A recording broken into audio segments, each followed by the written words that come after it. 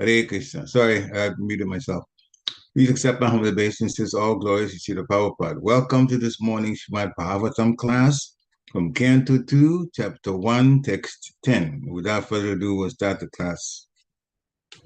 Jaya Radha Madhava Kunja Vihari Jaya Radha Madhava Kunja Vihari Gopi Janavallabha Girivadadhari Jaya Gopi Janavallabha Girivadadhari Yashodanandana Rajajana Ranjana Yashodanandana Rajajana Ranjana Jamunatira Vanachari Jamunatira Vanachari Jaya Radha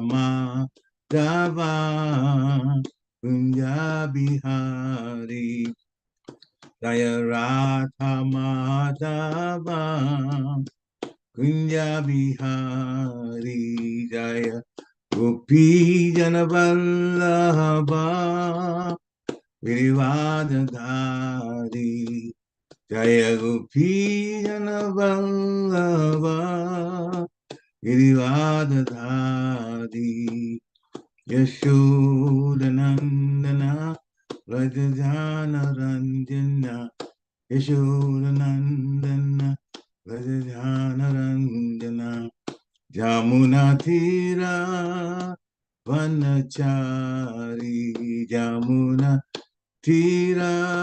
Vanachari Jaya Radha Madhava Kunja Bihari Jaya Radha Madhava Kunja Bihari Jaya Radha Madhava Kunja Bihari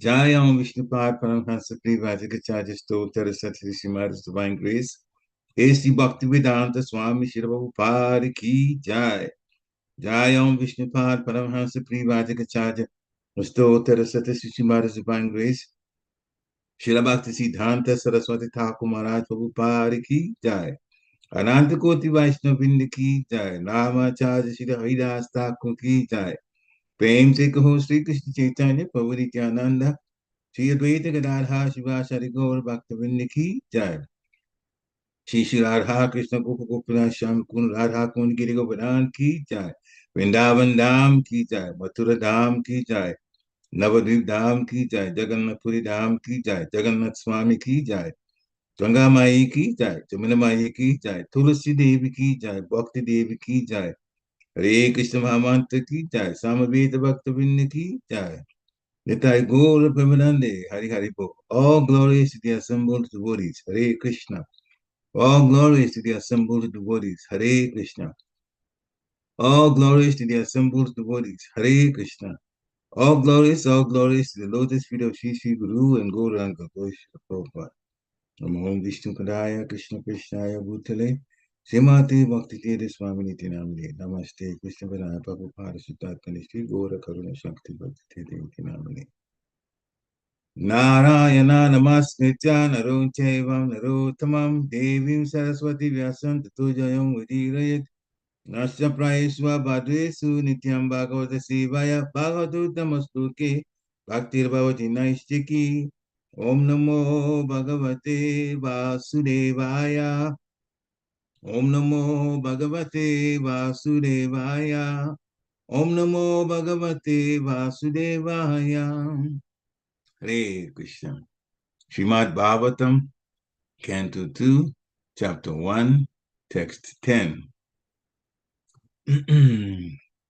Tadaham te vidasyami mahaporushiko bhavan yasya stradadatam ashu syan mukunde mati sati tam aham te vidasyami mahapurushiko bhavan yasya stradadatam ashu syan mukunde mati sati tam aham te vidashyami mahapurushiko bhavan yasya shradadatam ashu shanmukunde mati sati.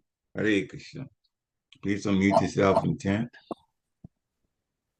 तदहं ते धियस्मि महापुरुषिको भवना यस्य श्रद्धा धतामसु स्वयं कुन्दे मति सति. हरे Krishna. Hare Krishna. Okay. Anyone else? तद् अहं ते अभिधस्यामि महापौरुषिको भवान् यस्य श्रद्धा धताम् आशु स्यान्मुकुन्दे मतिः सती. हरे Krishna. Hare Krishna. Anyone else? All right, word for word. Tat, that. Aham, I. Te, unto you. Avidya Syami, I shall recite. Mahapurishika, the most sincere devotee of Lord Krishna. Bhavan, your good self. Yasya, of which. Shraddha Datam, of one who gives full respect and attention. Ashu, very soon. Syat, it so becomes. Mukunde, unto the Lord who awards salvation. Mati, faith. Sati, unflinching. Translation by His Divine Grace, A.C. Bhaktivedanta Swami, Srila Prabhupada. Srila Prabhupada ki jai. That very Srimad Bhagavatam I shall recite before you, because you are the most sincere devotee of Lord Krishna. One who gives full attention and respect to hearing Srimad Bhagavatam. Okay? One who gives full attention and respect to hearing Srimad Bhagavatam achieves unflinching faith in the Supreme Lord, the giver of salvation. Purport by Srila Prabhupada.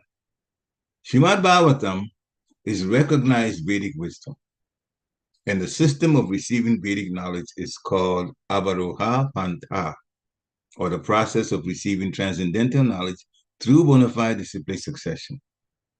For advancement of material knowledge, there is a need for personal ability and researching aptitude. But in the case of spiritual knowledge, all progress depends more or less on the mercy of the spiritual master. The spiritual master must be satisfied with the disciple. Only then is knowledge automatically manifest before the student of spiritual science. The process should not, however, be misunderstood to be something like magical feats whereby the spiritual master acts like a magician and injects spiritual knowledge into the disciple as if surcharging him with an electrical current. The bona fide spiritual master reasonably explains everything to the disciple on the authorities of Vedic wisdom. The disciple can receive such teachings not exactly intellectually, but by submissive inquiries and a service attitude. The idea is that both the spiritual master and the disciple must be bona fide. In this case, the spiritual master, Sukadeva Goswami, is ready to recite exactly what he has learned from his great father, Srila Vyasadeva. And the disciple, Maharaj Pariksit, is a great devotee of Lord Krishna. A devotee of Lord Krishna is he who believes sincerely that by becoming a devotee of the Lord, one becomes fully equipped with everything spiritual. This teaching is imparted by the Lord himself in the pages of the Bhagavad Gita, in which it is clearly described that the Lord Krishna is everything, and that to surrender to him solely and wholly makes one the most perfectly pious man. This unflinching faith in Lord Krishna prepares one to become a student of Srimad Bhagavatam. And one who hears Srimad Bhagavatam from a devotee like Shukadeva Goswami is sure to attain salvation at the end, as Maharaj Pariksit did. The professional reciter of Srimad Bhagavatam and the pseudo devotees whose faith is based on 1 week's hearing are different from Shukadeva Goswami and Maharaj Pariksit. Srila Vyasadeva explained Srimad Bhagavatam unto Shukadeva Goswami from the very beginning of the Janmadhyasa verse. And so Shukadeva Goswami also explained it to the king. Lord Krishna is described as the Mahapurush in the Srimad Bhagavatam, Canto 11, in his devotional feature as Lord Chaitanya Mahaprabhu. Sri Chaitanya Mahaprabhu is Lord Krishna himself in his devotional attitude. Descended to earth to bestow special favors upon the fallen souls of this age of Kali. There are 2 verses particularly suitable to offer as prayers to this Mahapurusha feature of Lord Krishna. Dhyeyam Sada Paribhava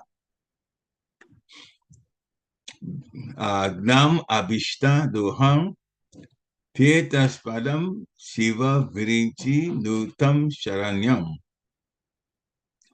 Brityati Ham Pratana Pala Bhavavi Otam Vande Mahapurusha Te Charana Vindam Tyatva Sudushtyaja Surepsita Raja Lakshmin Dharmishta Arya Vachasa Yat Agad Aranyam Maya Mrigam Daita Ye Psitam Anvadadvat Vande Mahapurusha Te Charana Vindam. In other words, the Purusha means the enjoyer, and Mahapurusha means the supreme enjoyer, or the supreme personality of Godhead, Sri Krishna. One who deserves to approach the Supreme Lord, Sri Krishna, is called the Mahapurushika. Anyone who hears Srimad Bhagavatam attentively from its bona fide reciter is sure to become a sincere devotee of the Lord, who is able to award liberation. There was none so attentive as Maharaj Pariksit in the matter of hearing Srimad Bhagavatam, and there was none so qualified as Shukadeva Goswami to recite the text of Srimad Bhagavatam. Therefore, anyone who follows the footsteps of either the ideal reciter or the ideal hearer, Shukadeva Goswami and Maharaj Pariksit respectively, will undoubtedly attain salvation like them. Maharaj Pariksit attained salvation by hearing only, and Shukadeva Goswami attained salvation only by reciting. Recitation and hearing are 2 processes out of 9 devotional activities, and by strenuously following the principles, either in all or by parts, one can attain the absolute plane. So the complete text of Srimad Bhagavatam, beginning with the Janmadhyasya verse up to the last one in the 12th canto, was spoken by Shukadeva Goswami for the attainment of salvation by Maharaj Pariksit. In the Padma Purana, it is mentioned that Gautama Muni advised Maharaj Ambarish to hear regularly Srimad Bhagavatam as it was recited by Shukadeva Goswami. In hearing, it is confirmed that Maharaj Ambarish heard Srimad Bhagavatam from the very beginning to the end, as it was spoken by Shukadeva Goswami, who is actually interested in, one who is actually interested in the Bhagavatam, therefore, must not play with it by reading or hearing a portion from here and a portion from there. One must follow in the footsteps of great kings like Maharaj Ambarish or Maharaj Pariksit and hear it from a bona fide representative of Shukadeva Goswami. Om Gnati Mirandasya Jnana Gana Shalakaya Chakshung Amlitam Jena Tasma Shri Gurave Namaha Shri Chaitanya Manovistam Stapitam Jena Bhutale Vayam Rupa Kadamaya Vedanti Swapadantikam Nama Om Vishnu Padaya Krishna Preshnaya Bhutale Srimati Bhaktivedanta Swami Niti Namini Namaste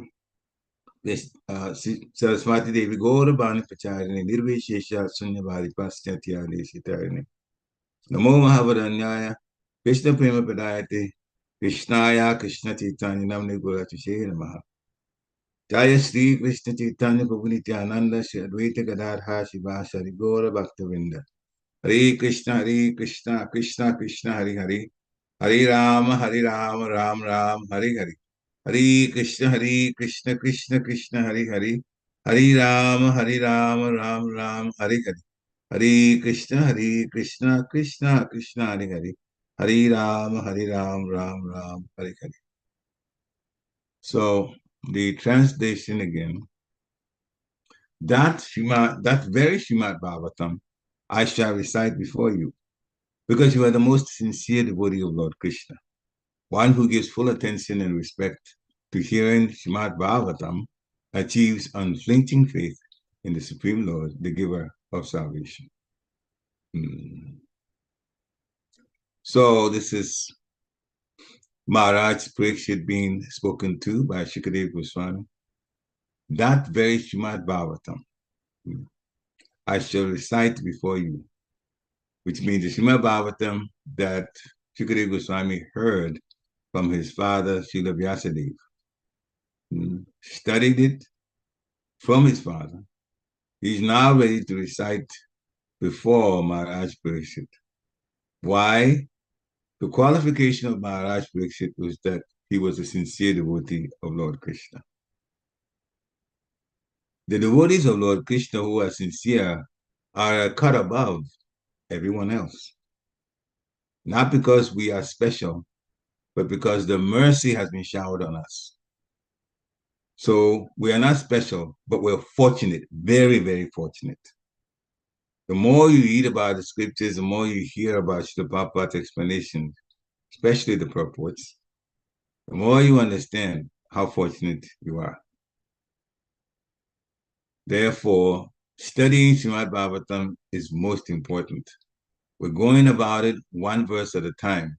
So we're not jumping from here to there, just like the end of the purport, Srila Prabhupada says, you have to take the studying of Srimad Bhagavatam very seriously. Don't take it whimsically by just reading one here, reading a portion there, reading. And worse still, people starting with 10th canto, just wanting to find out some pastimes of Krishna without understanding who Krishna is and who they themselves are. In fact, we start from Srimad Bhagavad Gita, when Krishna explains things as they are, who he is, who we are, what we should do, what we should not do. And then Srimad Bhagavatam, which gives greater detail.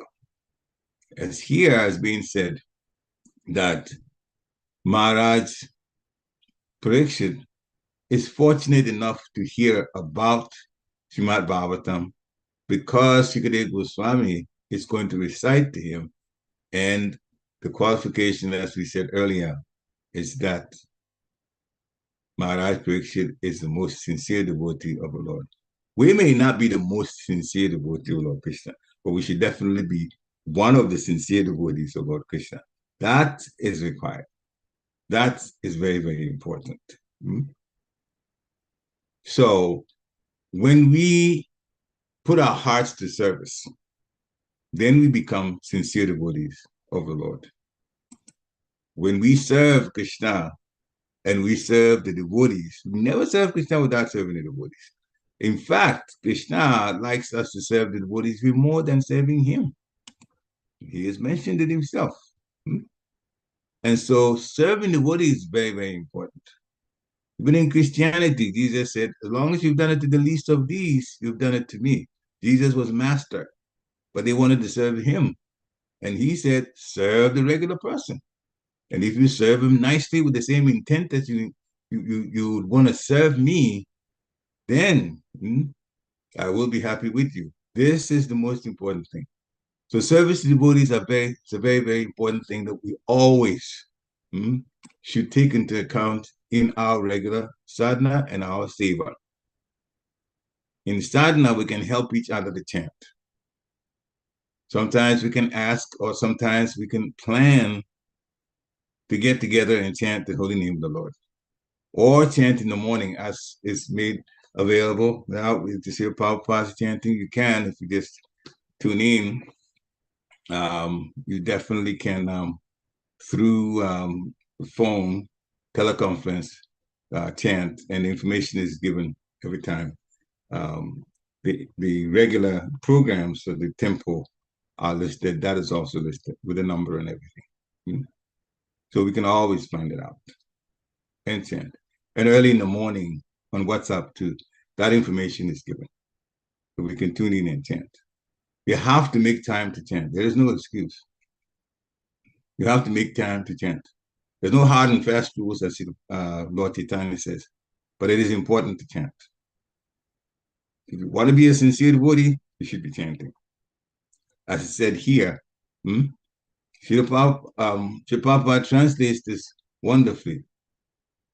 Srimad Bhagavatam is going to be recited to Maharaj Pariksit. He is a sincere devotee of the Lord and one who gives full attention and respect to hearing Srimad Bhagavatam.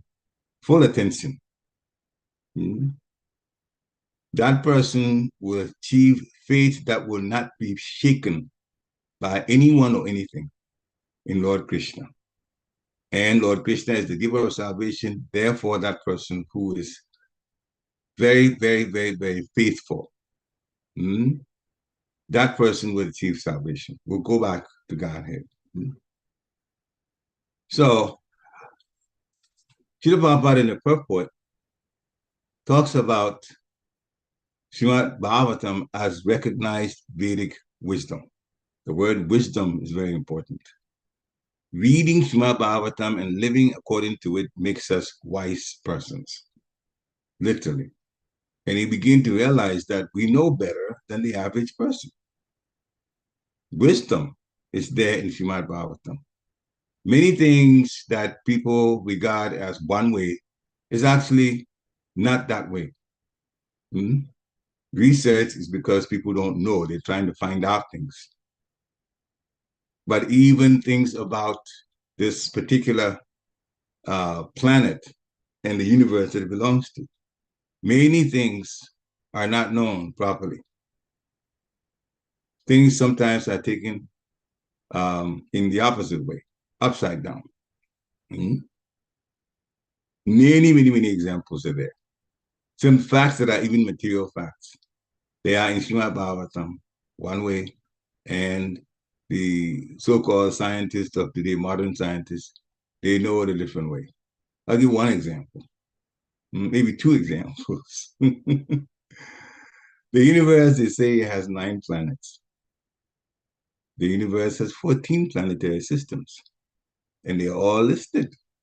And even where we are on this earth, that's listed. And they're categorized into the higher planetary systems, medium planetary systems, and lower planetary systems. Never arranged that way. This is scientific facts. I mean, it's presented, it is so convincing. But the regular person who says it's a modern scientist does not know that. So there's so many things. I said I'd give 2 examples. Okay, so that's one of them. The second example is about a person, a woman who delivers babies, twins. To this day, people think the first one that comes out of the womb is the older one, and the one who comes later is the younger one. Of course, they come the same day, but it's looked at that way. And in many, many customs, this is said. The first one, the second one, even the culture that I grew up with, the same thing. They talk about the one that comes out first is the older one, the one that was conceived first, and The one that comes is the younger one. Hmm? Bhagavatam said exactly the opposite. It is the younger one that comes out first, and then the older one comes later. The one that was conceived second is the one that's in front, that comes out first, or the womb. Hmm? People don't know this. So Srimad Bhagavatam can teach so many things, even at a material level. But the most beneficial is the spiritual level. Hmm? So Bhagavatam is recognized as the Vedic wisdom. Hmm? The process of receiving Bhagavatam has to be through the disciplic succession. Hmm? Now, Srila Prabhupada makes some comparison. Many of us, not all of us, have been to school. Hmm? To be able to be good at material work that's taught in school, your ability, your personal ability, your willingness to work very hard, and in some cases, depending on the level that we're at, being able to do research. Hmm? I remember my own situation when I had to write the thesis for chemistry. I had to read a lot of articles and cite references just for the introduction. By the time the introduction was done, about 120 articles had been read. 50 of them in great detail just to write this. So you have to be willing to put in the pasha to read all of these things in order to make your case. But in spiritual knowledge, the mercy of a spiritual master is how we obtain the knowledge and progress. The spiritual master knows us. And so the spiritual master teaches us what to do and what not to do. If we are sincere in service to the spiritual master, then we get to know more about devotee life. This is not theory. This Krishna consciousness is a lifestyle. It's a lifestyle, therefore there's training involved. There's knowledge, but there's also training involved. You have to know what to do and what not to do. And you learn from those who have been in it a long time. And so the process in this, especially in this society, is to learn from those who have been doing it a long time. And it goes all the way up to Srila Prabhupada, who taught everybody what to do. And the disciples who were very sincere learned it, and they also started teaching. And so we are charged with having to maintain things as they are, the teachings of Srila Prabhupada. And Srila Prabhupada knew what he was doing when he spent so much time writing, so that we will not be swayed by any other kind of knowledge that seems to talk about Krishna consciousness in a genuine way when in fact it's not genuine. And we're talking about the Mayavad philosophy. It is there. It can't convince unless you're very smart enough to see through the loopholes. So if you ask me, I stay with Srila Prabhupada. And I tend to challenge people who quote other people that try to support Srila Prabhupada. I said, there's no point. He's written it all. And he has quoted Vishwanath Chakravarti Thakur. So those that he has quoted in his purpose, if you read books directly from them, you'll never be, swayed off, because Srila Prabhupada himself read, and their points, he summarized it and put it in his purpose. And then his own Leela of hearing from Krishna and adding, because he said Krishna was dictating the purpose. He added to it. So these purposes that we're reading, the whole way it's put together is actually sanctioned by the Lord himself. Srila Prabhupada knows Krishna directly, but he also follows exactly what the disciplic succession is. So he quotes Srila Bhaktisiddhanta Saraswati Thakur, Srila Bhakti Vinod Thakur, Vishwanath Chakravarti, and many others. So when we stay with the Srimad Bhagavatam, especially with the purport as written by Srila Prabhupada, it's a great eye-opener. So many things we find out from Srimad Bhagavatam. So we learn from the spiritual master. The advantage of learning from the spiritual master is that the explanation is given in such a way that the disciple can understand. It is because the connection is there between the disciple and the spiritual master. The spiritual master is able to explain in such a way that it really goes not only to the mind, but to the heart of the disciple. Hmm? When the spiritual master is served nicely, then that knowledge automatically comes to the student through the spiritual master.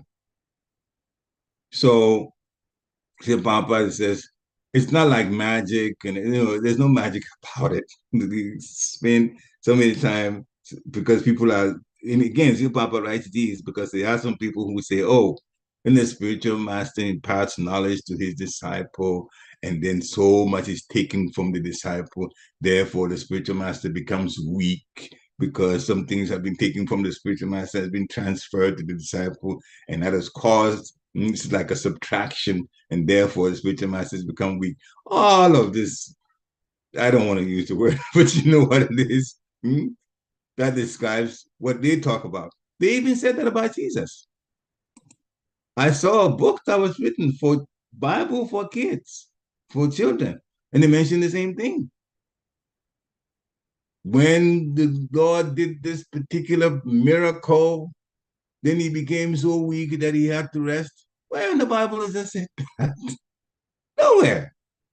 So people are putting all of these things, which is actually, excuse me, using heavy word, which is actually nonsense. But they write it, and some people believe it. So it's not a magical feat, the spiritual, Srila Prabhupada is saying, spiritual master acting like a magician. No, spiritual master is transferring knowledge from his spiritual master, who got it from his spiritual master, who got it from his spiritual master all the way up to Krishna. And it's explained to the disciple based on the authority of Vedic wisdom.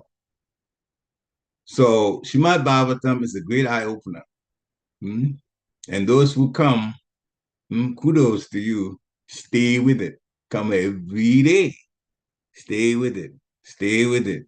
Because as Srila Prabhupada said here, Srimad Bhagavatam should not be taken piecemeal. A little bit here, a little bit there, a little bit here, a little bit there. But it should be followed from the beginning. Janmadhyasya from the beginning. Om Namo Bhagavate Vasudevaya, and then the Janmadhyasya Srimad Bhagavatam, Canto 1, Chapter 1, Text 1. By the time you finish, you know a lot already. The purport is almost 2.5 pages. That text alone. So Papa described a lot of things there. So he also mentions, Sri Prabhupada mentions, in Srimad Bhagavatam in the 11th canto. 11th canto, there is very, very important spiritual facts and explanations given by the 9 sages who were sons of Maharaj Rishabhadev.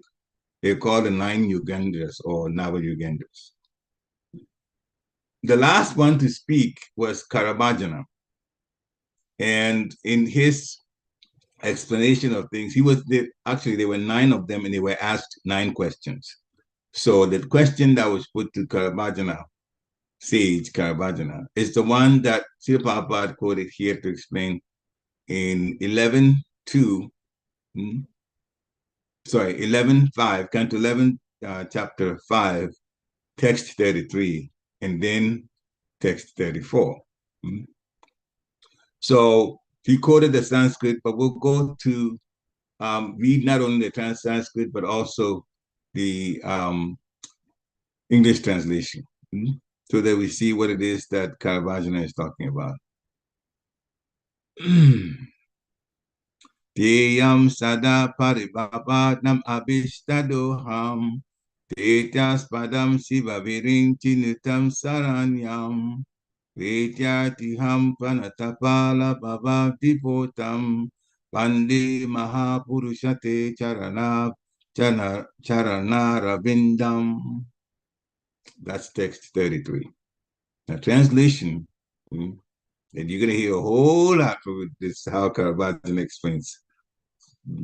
My dear Lord, you are the Mahapurush, the Supreme Personality of Godhead, and I worship your lotus feet, which are the only eternal object of meditation.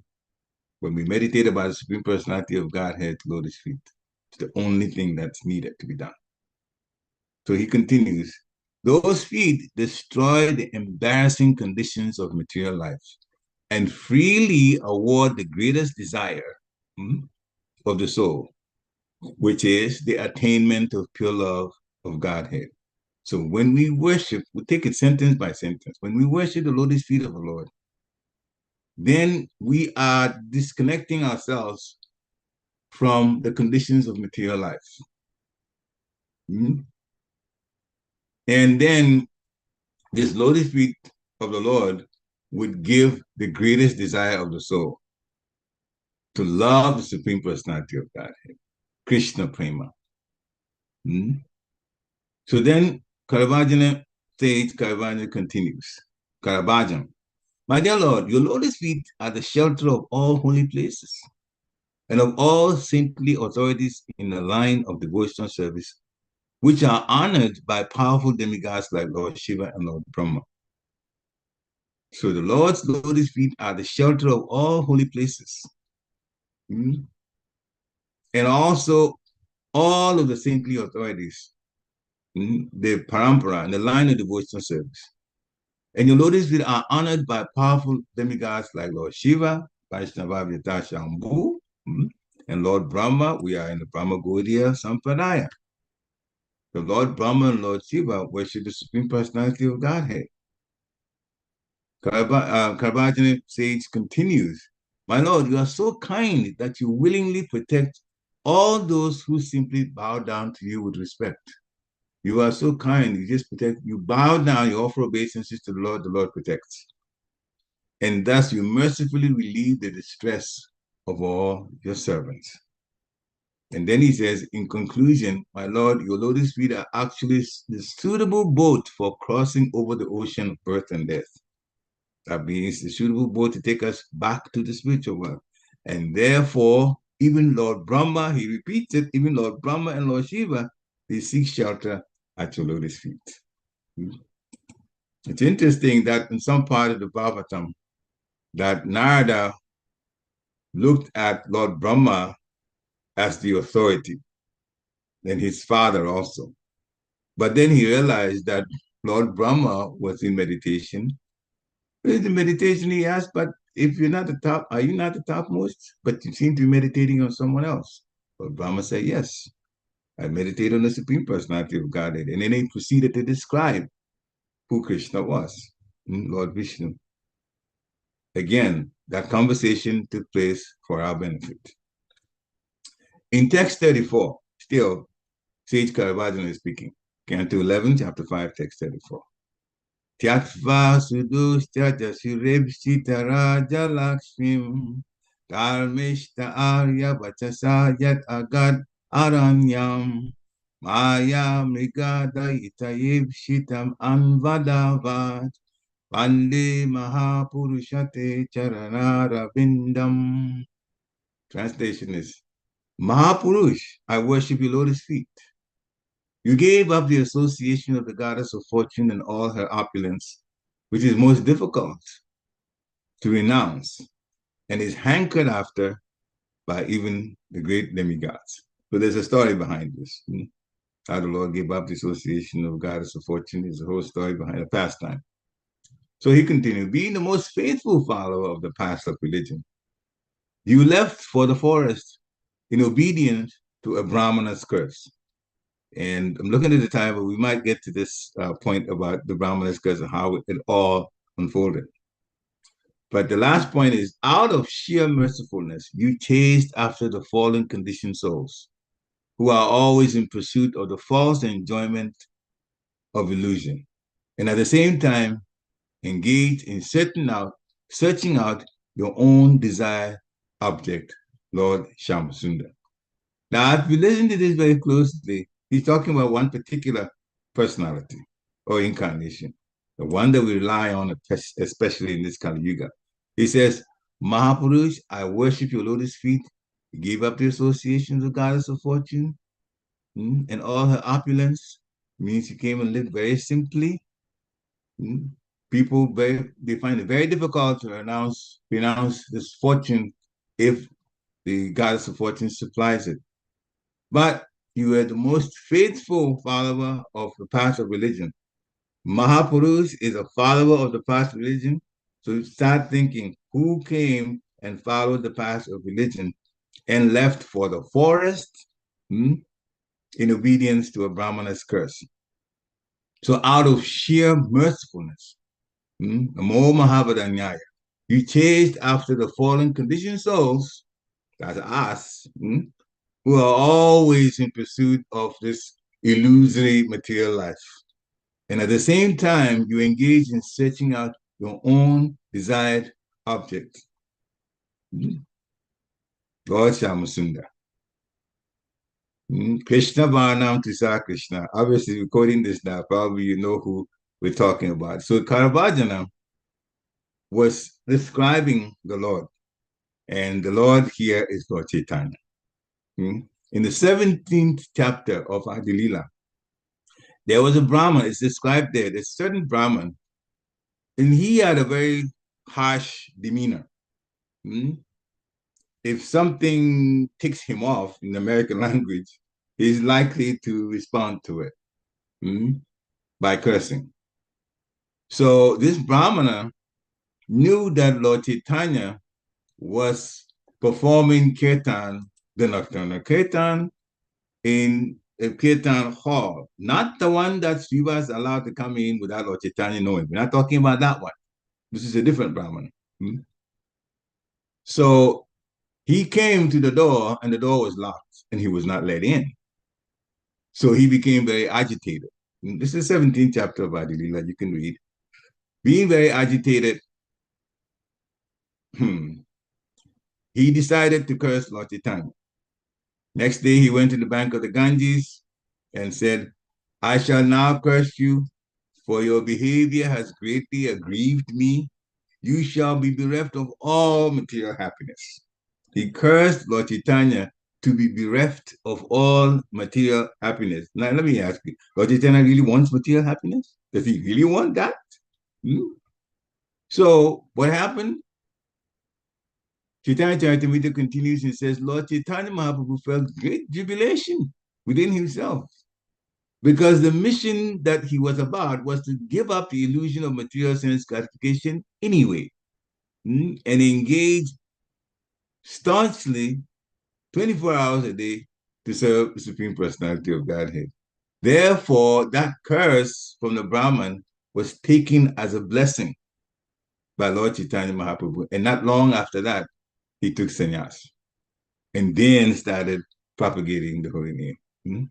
So everyone should follow the example of this sage, Caravaggio, one of the sons of Maharaj Rishabhadeva, who is himself an incarnation of Krishna. He's saying that we should worship the lotus feet of Mahaprabhu. The Mahapurusha is Sri Chaitanya Mahaprabhu. That's who he means.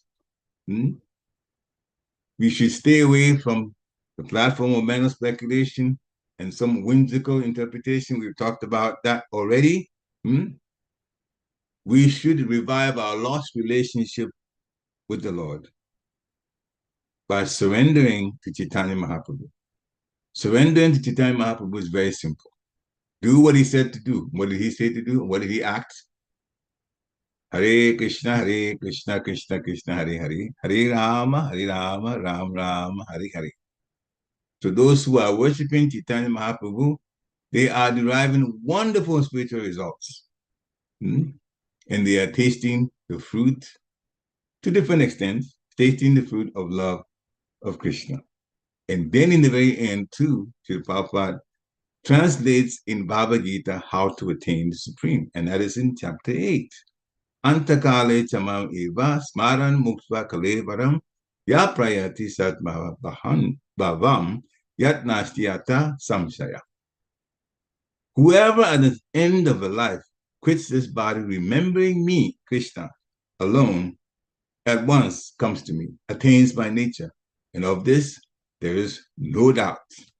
So if you want to remember Krishna, you serve his lotus feet the way Lord Chaitanya has asked us to do by chanting the holy name and remembering Krishna. Because when we chant the holy name, we remember Krishna. Mm-hmm. And sometimes, the last point we're going to make is sometimes, and we have all experienced this. Mm-hmm. I guess I could put my neck out and say we've all experienced this. In chanting, sometimes our mind travels a little bit. Mm-hmm. It happens. And sometimes people who are new, we start chanting and the mind travels, they think, oh my God, I'm not doing it well. That's true. This is called namabas, but they might think they're alone. No, it happens to a lot of people. So the mind seems to divide into two, right? One is chanting and then the other one is thinking of different things. So worshiping Lord Chaitanya Mahaprabhu, Lord Gauranga, you can tie it into the chanting by when you chant Hare Krishna, Krishna Krishna, Hare Hare, Hare Ram, Ram Ram, Hare Hare. If you do it from your heart, you will actually chant with attention. But those times when there's problems in terms of the mind wanting to do something or roaming to other things, you can pull it by just simply giving it something to do. Just like a rascal baby using something they shouldn't, the parent takes it away, the child starts crying, then the parent gives something that would be useful for the baby and not cause trouble in the house. That means you replace it. So rather than have the mind go somewhere else, replace it by having the mind repeat, Goranga, Goranga, Goranga, Goranga. You're chanting Hare Krishna, Krishna Krishna, Hare Hare. The mind is trying to roam. You just say Goranga, Goranga, silently, while the mantra is going on. So then you pull the roaming part to the lotus feet of Lord Chaitanya, and then you're chanting the holy name. That way you won't roam around. We won't roam around so much. This is an advice that I got that I use that I'm also sharing. So everything is about the Supreme Personality of Godhead and is described wonderfully in Srimad Bhagavatam. Take it seriously. Every day come hear it so that we can go from text to text, chapter to chapter, and obviously canto to canto, so we hear all, eventually, the 18,000 texts. It will take some time, but you get used to hearing and stay with the hearing, then we'll be all right in the end. All the advantages, love of Godhead, salvation, it all will come. Shira Prabhupada ki jai. So we'll stop here. Thank you for allowing me to do the service. It's a very important text. Hare Krishna. Anyone that wants to talk, some realizations, ask questions, we can do that now. Hare Krishna. Hare Krishna, please accept my humble obeisance. So Soga Shishra Prabhupada Jai, go Shri joined the Prabhupada. class half an hour late. I had to get off another class and join this. Mhm. As I was briefly reading through the purport, I noticed two words that Shri Prabhupada mentioned, which if you can elaborate on that more, as Prabhupada says, with full attention and respect to the Bhagavatam. Can you shed some light on what does it mean to give full attention to the Bhagavatam and the respect to the Bhagavatam? So this is the translation. Well, it's right in the translation. Yeah, I pull it up. I pull it up again. Thank you. Yeah. This part here. One who gives full attention and respect to hearing Srimad Bhagavatam achieves unflinching faith in the Supreme Lord, the giver of salvation. Two things are mentioned here.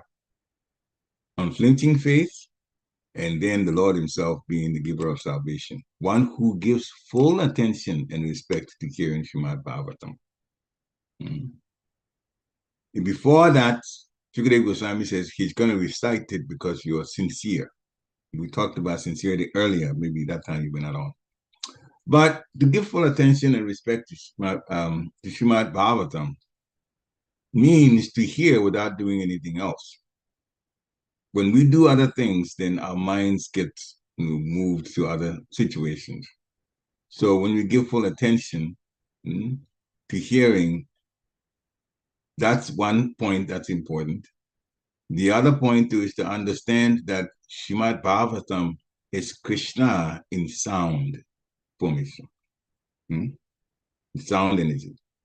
Therefore, since we will respect Krishna, if Krishna is in front of us, we should also give the same level of respect to Srimad Bhagavatam when it's being spoken, even where it is kept, the book itself, where it is kept.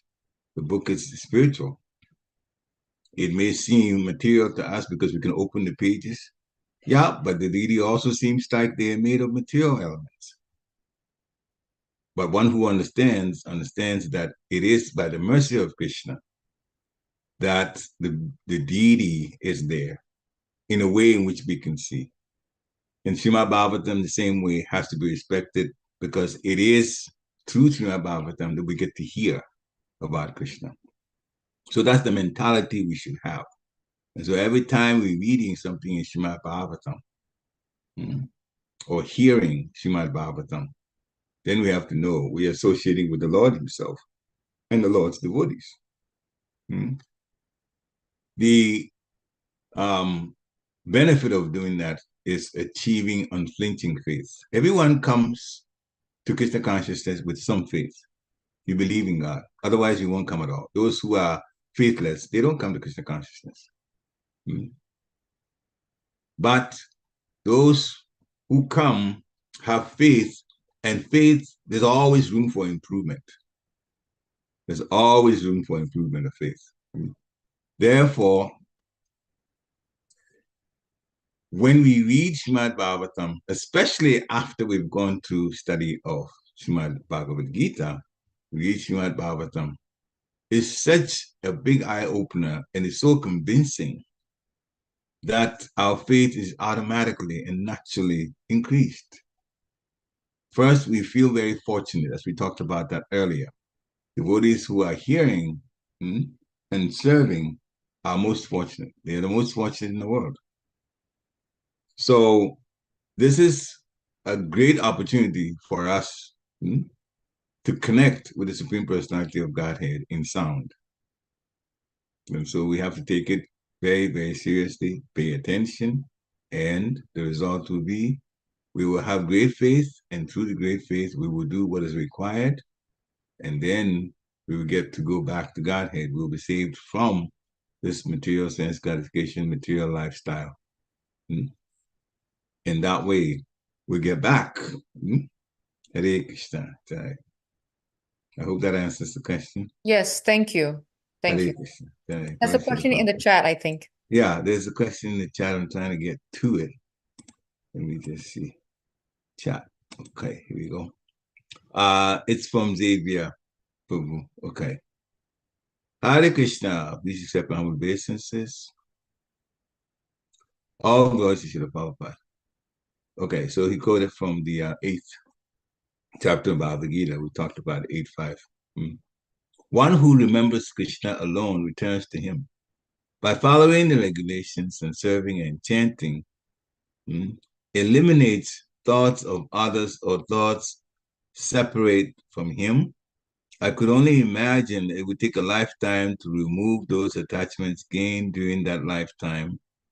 Just there's worries at the time of death, a slight thought in this way or that way would undercut that effort. Okay, so you're talking about this text that was quoted, earlier in this text from the section that I brought up, and this is I'll read it again. So Antakale chamam eva smaran muktva kalevaram yat payati sadma bhavam yati nastyatra samshaya. And whoever at the end of his life quits his body remembering me alone at once attains my nature. There's no doubt about that, samshaya. So The question is concerning that, remembering Krishna at the time of death.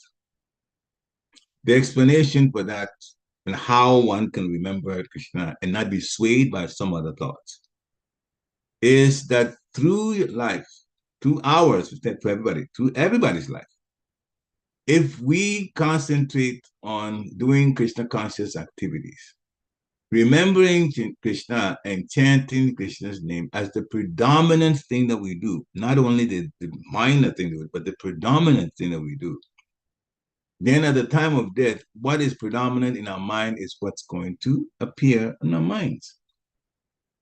What we think about the most is what we're going to remember at the time of death. It's always like that. Therefore, to not be swayed by something material or something that would keep us from going back to Godhead, we have to be Krishna conscious now and stay Krishna conscious. Do all the activities that satisfies Krishna's senses and that serves the devotees of the Lord as well as the spiritual master. If we do that now as the predominant thing in our lives, then we are most likely to remember Krishna at the time of death. So, and not be swayed by some other things. Then you might say, okay, but I have work to do, and it takes 8 hours of the day, 8 out of 12 hours daytime. I'm working. Yes, but when we're working, we can also make the atmosphere spiritualized by hearing. All our situations may be different from workplace to workplace, but we have to use our intelligence or even just pray to the Lord to give us ways in which we can remember Krishna while we're still working. In fact, it is said in the same chapter 8 in Bhagavad Gita, Krishna advises. So he says, Arjuna, you should always think of me in the form of Krishna and at the same time carry out the prescribed duty of fighting. He was a Kshatriya, so that was his prescribed duty. We have our prescribed duty also. So one, it's very important. Another chat has come on by Dear Krishna Prabhu, which I read after this. The important thing is to remember Krishna while we do our duty. So whatever prescribed duty it is, or job, as we call it, that we have to do it. First of all, make sure that it doesn't violate the regulatory principles. That's very, very important. And there are some devotees that put their foot down about this. Some devotees that were driving trucks. And they told the management, according to my religion, because that's what they understand, according to my religion, I cannot deal with things that involve meat, fish, eggs, those kind of things. So I will not transport chickens. I will not transport those animals that are going to be killed. And I certainly will not transport meat and fish and chicken and so on. And the businesses respected it. They respected it. As a matter of fact, another story to tell you. Dhanivya Maharaj spoke of this. Before he became sannyasi, he joined the army in Israel. He was a soldier. Real Kshatriya, soldier. But when he joined it and he took the training, he also told his superiors that in my religion, early in the morning, I have to get up and I have to chant some mantras and sing some songs to worship Lord. And they said, all right. And he said, I need permission to do that. So they gave him permission. So Mangalati was secured by him. And then he went on. Of course, this is a special case. Not everybody will get that kind of ability. But they were in a camp. They were being camped. So it wasn't like it was home and you get up and go to work. He was 24/7 with the other soldiers under training. So he said, this is what I have to do. They allowed him. So when they allowed the time for going through his own Mangalati, they had a small deity that he would worship. And they said, well, after that too, I have to worship Tulsi. There's also another mantra. It takes about 15 minutes. So they granted that too. And then after that, I have to chant. And then, so just one after another, the morning program, piece by piece, he obtained permission from his superior to do it. So you'd be surprised, how things just based on one religion. And see, this country has freedom of religion. Don't forget that. So sometimes you can, in fact, go to superiors and stretch and get some special permission given because of Krishna consciousness. But the least that you can do is you wear your headphones and you hear bhajans and kirtans and lectures while you work, especially if you're doing something that's very simple and doesn't take much effort to do. Then you can be listening to lectures. If you get a break, lunch break, first time that I was given Bhagavad Gita, I was very excited about it. I had read Science of Self-Realization before, so going into Bhagavad Gita, I was ready for it. So much information, so many answers that as a Christian I'd never gotten answers to were in the Bhagavad Gita with even more. So it got to the point where I can't hear. At that time, there was not, I didn't have the capability of having headphones in my ears and then tuning in to some website that will give Srimad Bhagavad Gita classes. But I had the book, a small book. So at lunchtime, I'll take my prasadam and sit in a corner of the cafeteria, not among my workmates, and start reading and taking prasadam. Even that hour that was given, that's what I did. And maybe good, it may not be good, but I was so excited to hear the next chapter, the next verse, and what was in there that I was reading. A few people caught up with me, a few Niambadi people came to me and said, "What are you reading?" I said, Bhagavad Gita. They were very shocked. Very, very, very shocked. But anyway, that's beside the point. That's something that I went through in the 90s, early 90s. But you can always find a way to bring Krishna consciousness into your work by having that be a way in which you hear. And also, if you have an office surrounded with some things that will remind you about Krishna, pictures that will remind you about Krishna. There's different ways to do this. Hare Krishna. So the predominant thinking is what you're going to be focused on. That's for everybody at the time of death. So focus more on Krishna, more time during the day. Every time you think about Krishna, then at the time of death, you think about Krishna and go back to Krishna Loka. So another chat from Dear Krishna Prabhu, Hare Krishna. Thank you for a very nice class, and that's Guru and Krishna's mercy. Vatadi doshana mat bhakto mamna chasmaret aham smarami mat bhakta nayami paramagatim. Translation, if my devotee is unable to remember me at the time of death because of disturbances felt within the body at the time of death, then I shall remember my devotee and take him back to my supreme abode. And so this is from Varaha Purana, the dear Krishna Prabhu has quoted. So that's also another section about answering the same question. If my devotee is not able to remember me at the time of death, I shall remember my devotee and take him back to my supreme abode. Very, very important. And this is also, thank you for this quote. And it also ties into another thing that's very important. And that is that if someone is blindsided by death, in other words, death all of a sudden hits them and they didn't even see it coming. Lord Chaitanya says he will force the image of him into the mind of the devotee so that the devotee can remember him. And this quote from Dear Krishna also backs up this. I shall remember my devotee. I shall remember my devotee means, and of course we have to remember Krishna. So remembering the devotee is taken to mean making sure that the devotee, for even a split second, remembers Krishna before that death comes, so that you take him back to his abode. Now, we cannot cheat Krishna. He's in our hearts as Paramatma. So we really have to be genuine in our effort to stay Krishna conscious. We have to be very genuine. Don't take it as a part-time job. It is the main life. In the human body, it is the main thing to do. Everything else is secondary. Even the material things we do just for the body are secondary. This is the primary. When you understand it that way, then you take everything about Krishna consciousness seriously. And that way, then Krishna knows, and he'll give you the mercy when that time comes to take you back. Hare Krishna. So thank you for good questions and also the addition by dear Krishna Prabhu.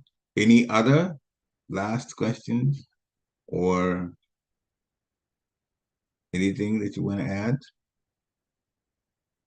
Okay. If not, then we thank you very much for being here and stay with Krishna consciousness the whole life. Be very convinced. Take Bhagavatam seriously. Go steadily, one verse to another, one text to another. And Srila Prabhupada is already translated that we get from that sincerity, we will get salvation from it. And our faith will also increase. Shira Prabhupada ki jai. Vanchakalpatarubhascha kripa sindhuveva titanam pavanebhyo Vaishnavebhyo namo namaha. Shira Prabhupada ki jai. Hare Krishna.